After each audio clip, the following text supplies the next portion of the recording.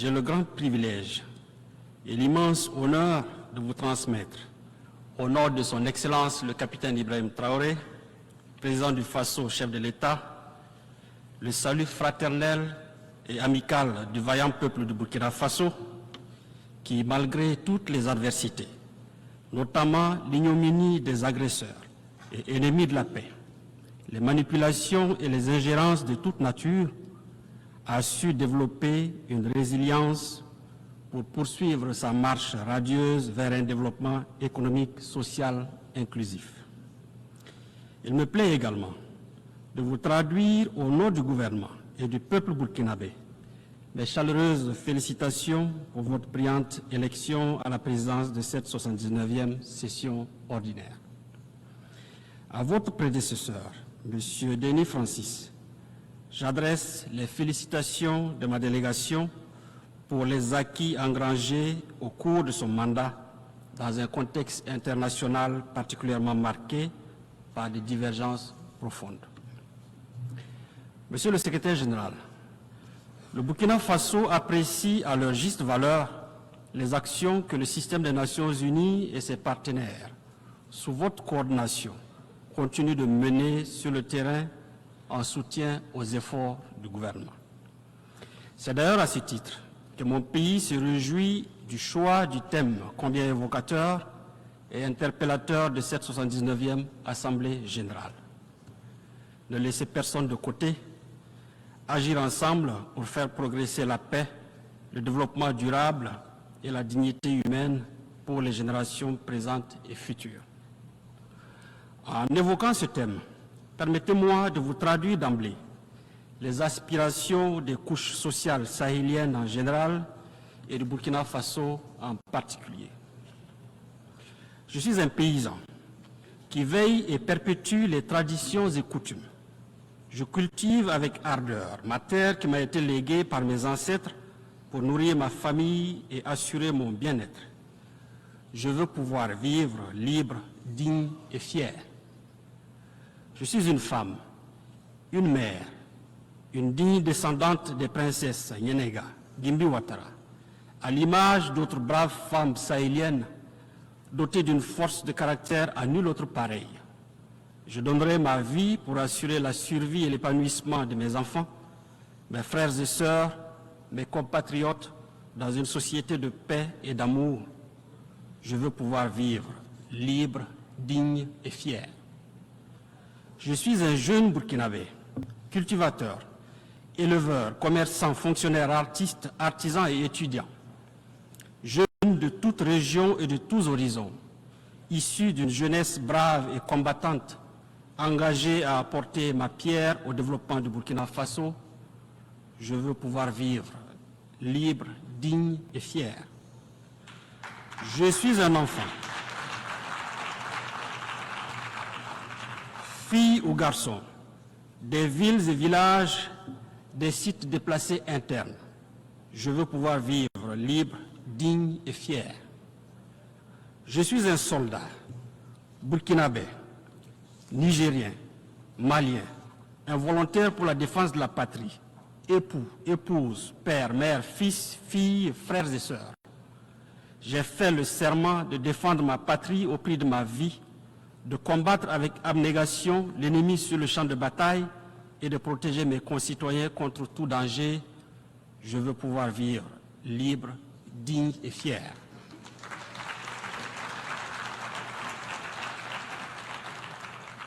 Je suis un Burkinabé vivant à l'extérieur, travailleur courageux, acharné et honnête, originaire du pays des hommes intègres. De mon séjour, loin de la mère patrie, je participe avec enthousiasme à la lutte commune pour la paix et la stabilité de mon pays et de ma sous-région. Je veux pouvoir vivre libre, digne et fier. Monsieur le Président, ces aspirations sont les balises qui organisent l'action du gouvernement dont le combat est de créer un cadre pour que vivent libres, dignes et fiers les hommes et les femmes du Sahel. Le thème de notre session, fort apprécié pour sa pertinence, exhume en réalité une préoccupation fondamentale aussi ancienne que les Nations Unies, et qui est abordé par la quasi-totalité des débats qui se sont succédés ici même. C'est dire qu'il ne s'agit plus véritablement de réfléchir sur quoi faire ou que faire. Il s'agit de donner corps et vie à nos discours à travers des actes concrets. Nous devons aller au-delà des mots pour enfin agir en faveur d'un monde plus juste, débarrassé de préjugés et de stéréotypes qui tendent à reléguer certains peuples ou certaines parties de la planète au second plan, condamnés à attendre dans les geôles de l'isolement et du mépris une aide potentielle à la merci et au gré des humeurs de puissance qui prétendent être les seuls à pouvoir indiquer la marche et le rythme imprimés aux autres.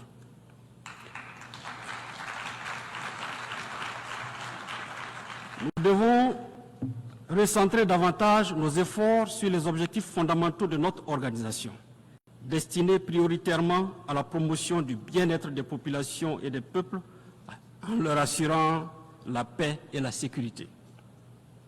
Cette urgence et cette nécessité absolue de co-construire et d'agir en faveur d'un monde plus juste trouvent toute leur pertinence dans le contexte actuel où notre monde est dominé par des crises persistantes, des conflits complexes, ainsi qu'une gouvernance économique inégalitaire qui accentue la fracture entre les États, les clivages entre les peuples, avec pour corollaire des tragédies humaines. Cette configuration désastreuse est la résultante d'un multilatéralisme à la croisée des chemins, un multilatéralisme essoufflé, dont la réputation a maintes fois été écornée par les actions partisanes et prédatrices de certains États membres qui se sont érigés en maîtres du monde et qui ont fait de la soumission et de l'exploitation d'autres États la ligne directrice de leur politique extérieure. Il faut s'en inquiéter à juste titre, car il y va de l'harmonie et de la cohésion de notre monde. C'est pourquoi le Burkina Faso saisit cette tribune pour en appeler encore à la raison, à la sagesse de tous, notamment les puissances de notre planète, afin que soit privilégiée une gouvernance mondiale inclusive, débarrassée des visions hégémoniques. C'est à ce prix que nous rendrons à l'ONU toutes ces lettres de noblesse. Monsieur le Président, restaurer l'intégrité du territoire en veillant à la sécurité des populations et de leurs biens, refonder la gouvernance politique, administrative, économique et financière afin qu'elle porte et incarne les aspirations à un mieux-être des Burkinabés, conduire des réformes et des actions de développement qui induiront une prospérité partagée et un progrès économique et social durable sont autant de chantiers entamés sous le leadership et la clairvoyance de son Excellence le capitaine Ibrahim Traoré, président du Faso, chef de l'État.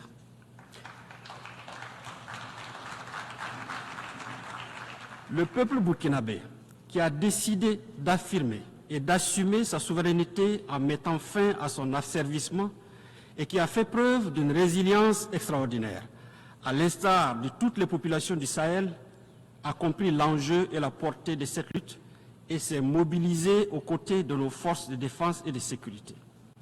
Avec ce soutien indéfectible, grâce au patriotisme, à l'ingéniosité, à la bravoure et à l'esprit de sacrifice de ses fils et filles, le Burkina Faso enregistre des succès jadis inespérés, ainsi que des résultats fort appréciables dans la lutte acharnée contre les terroristes instrumentalisés, téléguidés et financés par des puissances néocolonialistes. C'est le lieu de rendre un hommage appuyé à toutes ces personnes, civiles, militaires, tombées sur le champ de bataille et dont je salue la mémoire avec déférence. Monsieur le Président, au prix de réformes stratégiques et visionnaires marquées entre autres par l'augmentation des capacités opérationnelles des troupes, la réorganisation de nos forces combattantes sur le terrain, nous avons démultiplié nos moyens d'action, avec comme effet salvateur une reprise totale en main de la reconquête des zones infestées par ces criminels et leurs alliés. De manière concrète, Près de 70% du territoire est désormais sous le contrôle de l'État contre 40% en 2022. Cela a permis la réinstallation des populations déplacées et la réouverture des écoles. Ainsi, en moins de 2 ans, les actions de reconquête ont permis à plus de 700 000 personnes de regagner leur village et à près de 1500 écoles de rouvrir leurs salles de classe, offrant la chance et le bonheur tant espéré par des milliers d'élèves de reprendre le chemin de l'école et de poursuivre leur cursus scolaire. Ces résultats qui forcent l'admiration et suscitent beaucoup d'espoir ont été possibles grâce à l'action des forces de défense et de sécurité, l'engagement patriotique des volontaires pour la défense de la patrie et le soutien ferme des populations ainsi que de la diaspora burkinabé dans un formidable élan de solidarité. Cette mobilisation patriotique de toutes les composantes de notre peuple a permis la collecte de la somme de plus de 165 millions de dollars pour la seule année 2023, un chiffre qui a largement dépassé les prévisions initiales. C'est dire toute la détermination du peuple burkinabé à financer et à s'engager aux côtés des forces de défense et de sécurité dans la lutte noble contre les terroristes et leurs alliés. Monsieur le Président, au moment même où nous engrangeons des succès dans notre offensive victorieuse contre les forces obscurantistes, des officines à la réputation et à l'intégrité douteuse se sont curieusement engagées dans une vaste et virulente campagne de dénigrement et de stigmatisation contre nos forces combattantes qu'elles accusent de violer les droits humains sans avoir la moindre preuve à produire. Ces propagandes orchestrées visent en réalité à démoraliser les patriotes burkinabés et à saborder leur combat légitime parce que tout simplement, ces adeptes du chaos n'ont pas encore compris la dynamique en marche au Sahel, c'est-à-dire notre volonté de nous affranchir de toute tutelle et de tout paternalisme. Mon pays voudrait saisir l'opportunité de cette tribune pour traduire avec déférence son infinie gratitude à tous ses pays amis et ses partenaires sincères qui soutiennent sa cause et l'accompagnent dans la consolidation de sa marche radieuse vers un développement économique et social inclusif. Je voudrais donc inviter les États membres de l'ONU à n'accorder aucun crédit à toutes ces agitations médiatiques qui, de toute évidence, traduisent dans le fond la détresse des terroristes en déroute et de leurs sponsors. Je tiens également à les rassurer du professionnalisme et de la renommée de nos forces de défense et de sécurité, démontrées à travers leur participation aux opérations de maintien de paix et maintes fois reconnues ici même. La formation systématique et les évaluations permanentes des forces de défense et de sécurité et des VDP en droit international humanitaire garantissent au quotidien cette rigueur professionnelle en matière de respect des droits humains. Monsieur le Président, dans la mesure où l'unanimité est faite sur la nécessité de combattre le terrorisme international, mon pays s'inquiète du soutien accordé par des entités étatiques au terrorisme. Ces parrainages que nous n'avons eu de cesse de dénoncer et que d'autres considéraient comme une simple vue de l'esprit ont été récemment portés à la face du monde par une attitude paradoxale de l'Ukraine, un État membre de notre organisation.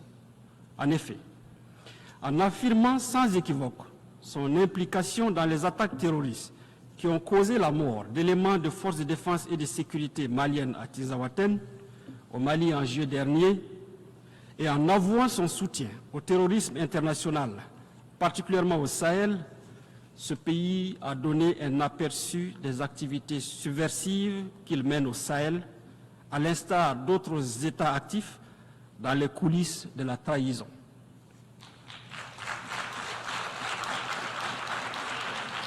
Nous réitérons notre condamnation ferme de ces actes d'agression et d'apologie du terrorisme qui violent la Charte des Nations Unies et les conventions internationales y relatives. Ces faits particulièrement graves sont révélateurs des velléités qui ont constamment jalonné l'histoire de notre continent. à savoir la balkanisation, les assassinats de leaders, l'ingérence dans la politique intérieure des États et la prédation comme but final. Les moyens pour y parvenir vont de la manipulation des élites nationales et des organisations régionales et sous-régionales à la perpétration de guerres par procuration, comme c'est le cas au Sahel, où l'Ukraine et d'autres pays financent et arment impunément des terroristes. Cette lecture, qui du reste trouve sa pertinence dans l'inquiétante prolifération des bases militaires dans notre sous-région, explique aussi la détention par les bandes criminelles d'armes sophistiquées et de dernière génération. Face à ce terrorisme de type nouveau, la stabilité et les fondements de nos États et de notre organisation sont compromises. Il urge donc d'engager des actions vigoureuses. Pour leur part, et s'agissant du cas de l'agression ukrainienne, les pays de la Confédération des États du Sahel en ont déjà saisi le Conseil de sécurité le 20 août dernier. Et nous attendons des réponses fermes à ce titre.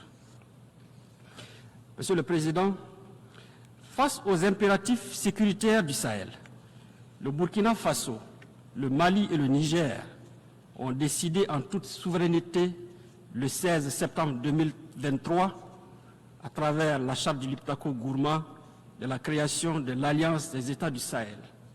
Il s'agit d'une alliance militaire. Il s'agit d'une alliance militaire de défense collective et d'assistance mutuelle pour lutter contre le terrorisme et la criminalité en bande organisée sur leur territoire. Pour apporter également des réponses idoines aux défis complexes de développement, les pays de l'AES ont décidé d'étendre le champ de leur coopération aux autres domaines prioritaires de leur espace. Et c'est dans cet esprit que s'est tenu le 6 juillet 2024 à Niamey au Niger, le premier sommet des chefs d'État de l'AES. À l'issue de ce sommet historique, leurs excellences, le capitaine Ibrahim Traoré, président du Faso, chef de l'État, le colonel Assimi Goïta, président de la transition, chef de l'État du Mali, et le général de brigade Abdraman Tiani, président du Conseil national pour la sauvegarde de la patrie, chef de l'État du Niger, ont adopté le traité portant création de la Confédération des États du Sahel.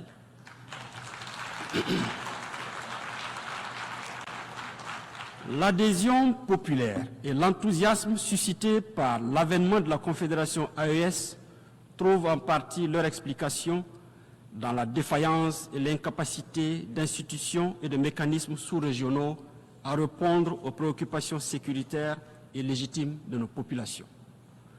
Cette action salvatrice et salutaire vise prioritairement à protéger les populations du Sahel déjà éprouvées par la crise sécuritaire et humanitaire et contre lesquelles des mesures assassines délibérées ont été prises pour exacerber davantage leurs souffrances.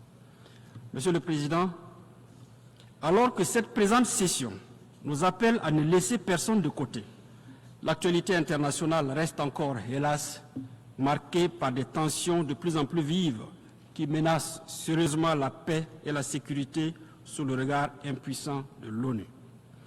Le Burkina Faso appelle à toujours privilégier la voie de la diplomatie pour résoudre pacifiquement ces différends. Nous demeurons convaincus qu'en faisant prévaloir l'esprit de la Charte des Nations Unies, nous parviendrons à éteindre les foyers de tension, quelle que soit leur ampleur et où qu'ils se produisent, en Afrique, en Europe, au Moyen-Orient, en Asie ou en Amérique. Dans cet esprit, dans l'esprit de la Charte des Nations Unies, le Burkina Faso réitère son soutien au processus politique en cours au Sahara occidental, mené sous les auspices du secrétaire général des Nations Unies, en vue de parvenir à une solution politique mutuellement acceptable et négociée telle que recommandée par les résolutions pertinentes du Conseil des Nations Unies. Au Moyen-Orient, le Burkina Faso réaffirme sa solidarité aux populations palestiniennes qui vivent un drame sans précédent. La solution à deux États, Israël et Palestine, vivant en paix et en bon voisinage, demeure l'alternative objective que le Burkina Faso continue de soutenir. Notre acceptation de la Palestine comme État membre de l'Organisation des Nations Unies, s'inscrit dans cette logique. Monsieur le Président, source de souffrance indicible pour les populations les plus vulnérables, les mesures coercitives unilatérales imposées aux États sont à proscrire si nous voulons donner un contenu réel et objectif à l'objet de la présente session. C'est pourquoi nous appelons à la levée immédiate des sanctions économiques, commerciales et financières imposées à certains États qui n'ont pour seul tort que la recherche de la liberté pour leur peuple. C'est le cas de Cuba. C'est aussi le cas de la République bolivarienne du Venezuela, du Nicaragua, de l'Iran et bien d'autres pays.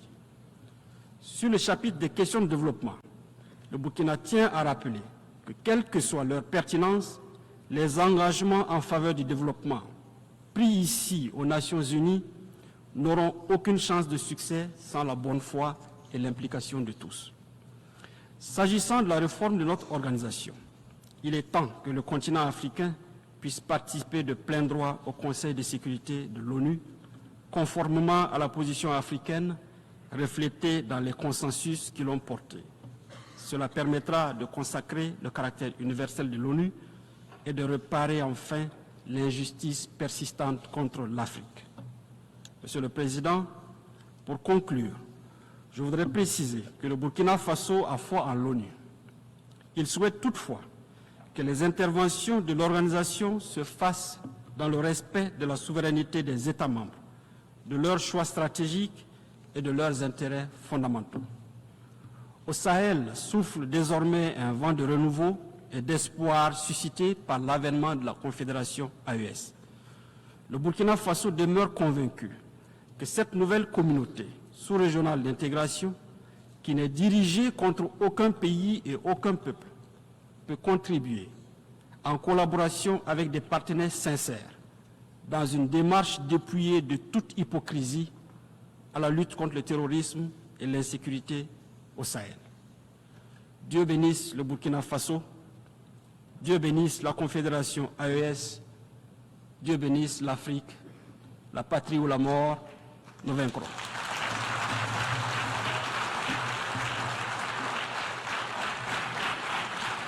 I thank the Minister of Foreign. Je remercie le ministre des Affaires étrangères, de la coopération régionale et des Burkinabés à l'étranger du Burkina Faso.